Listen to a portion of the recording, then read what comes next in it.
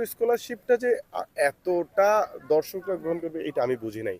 But আমার ইচ্ছা ছিল যে বাংলাদেশের মেধা দেশের বাইরে চলে যাচ্ছে, সেই রকম একটা গল্প নিয়ে আমি কাজ করব, যে মেধাবীরা বুয়েট, ঢাকা ইউনিভার্সিটি বা পাবলিক বিশ্ববিদ্যালয় বা প্রাইভেট যারা খুব ভালো রেজাল্ট করছে তারা দেশের বাইরে যায়, এরপর আর আসে না দেশে, দেশ মেধা শূন্য হয়ে যাচ্ছে।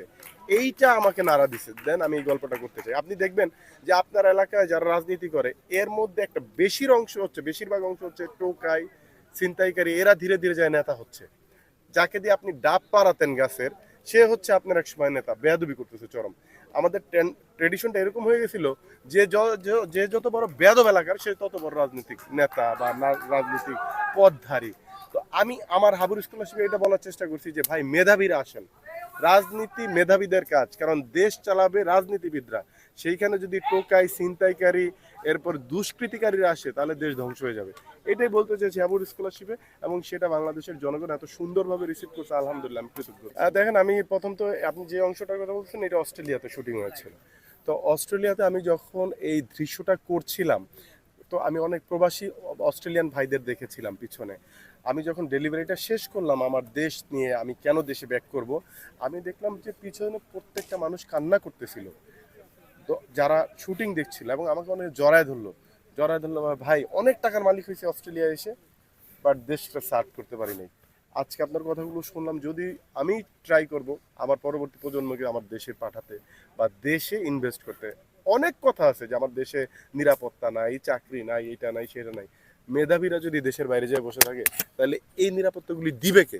চোর, ছিনতাইকারী, এরা তো এসে আপনাকে নিরাপত্তা দিবে না। এরা রাজনীতিবিদ হয়ে, মন্ত্রী হয়ে, এমপি হয়ে তো আপনাকে দিবে না নিরাপত্তাটা। সো এই কারণেই আহ্বান জানিয়েছি আপনারা দেশে আসেন। অস্ট্রেলিয়া, এই দেখেন হাবুর স্কলারশিপ বাংলাদেশের একমাত্র নাটক যেটা অস্ট্রেলিয়াতে শুটিং হয়েছে, যেটা ইংল্যান্ডে শুটিং হয়েছে, ইউকেতে, যেটা মালয়েশিয়ায় শুটিং হয়েছে, এবং প্রত্যেকটা জায়গায় প্রবাসী ভাইদের এত দারুণ সমর্থন, অবিশ্বাস্য সমর্থন। আমি তাদের কাছে কৃতজ্ঞ, ধন্যবাদ। আমি আসলে কোনো প্রকার স্ট্রাগল ফেস করি না। কিছু পর্ব যাবে, তারপরে শেষ হয়ে যাবে, দেখা যাক, কারণ সেকেন্ড চেয়ারম্যানদের তো এভাবে ছেড়ে দেওয়া যায় না। সেকেন্ড চেয়ারম্যানদের শেষ দেখতে চাই, আইদার হাবুর শেষ হবে নাহলে সেকেন্ড চেয়ারম্যানদের শেষ হবে। তবে হাবু যদি শেষ হয়ে যায় তাহলে কিন্তু আমরা প্রতীকী অর্থে বাংলাদেশেরই একটা পতন দেখছি। সেটা তো হইতে দেওয়া যায় না, দেখা যাক কি হয়। অভিনয় হুট করে চলে আসছি আর কি। এবং এই যে হুট করে চলে এসে আজকে এই পর্যন্ত এসেছি, এটার জন্য সবচেয়ে বেশি দায়ী আমি করব দর্শকদের, উপর আল্লাহর রহমত এবং প্রিয় দর্শকদের সাপোর্ট। কারণ আমার মতো একজন মানুষকে ওনারা যে পরিমাণ ভালোবাসা দিছে এটা সত্যি অবিশ্বাস্য। সো একটা নাটক করলাম 2018 ঈদে, ঈদুল ফিতরে, এবং আমার যে প্রতিষ্ঠান বৈশাখী টেলিভিশন, তাদের তাদের কনসার্ন ছিল, তারা বললো যে কাজটা করো, এবং তারা মনে করেছিল ওই কাজটার জন্য আমি যোগ্য। আমি মনে করেছিলাম আমি যোগ্য না, তারপরও কাজটা করলাম, এবং দর্শকদের অকুণ্ঠ সমর্থন, ভালোবাসা, আজকে যত দূর আসলাম। আমার মধ্যে অনেক কিছুর কমতি আছে। আমি মনে করি এই দেশে এরকম অনেক হাজারো লক্ষ রাশেদ সীমান্ত আছে যারা হয়তো সুযোগের অভাবে তাদের ফ্ল্যারিশ করতে পারে নাই।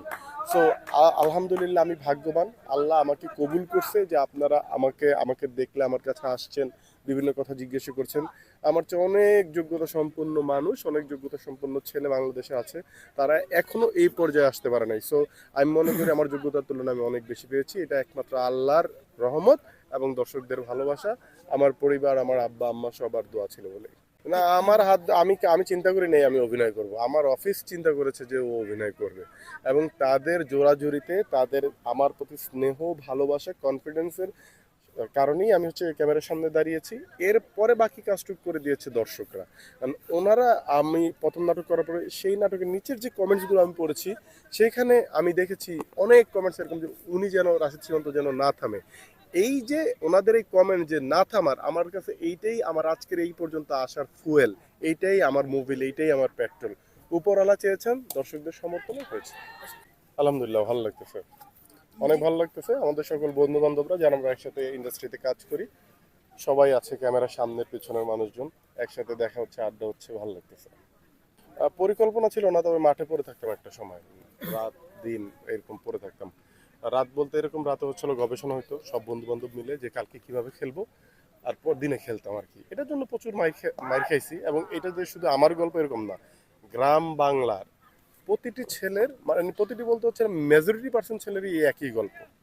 আমরা ক্রিকেট পাগল জাতি। সো এই আর কি, খেলার জন্য অনেক মাইর খাইছে। দিনে আমরা বল ব্যাট পিটাইতাম, আর রাতে আমাদের পরিবারের লোকজন আমাদের পিটাইতো।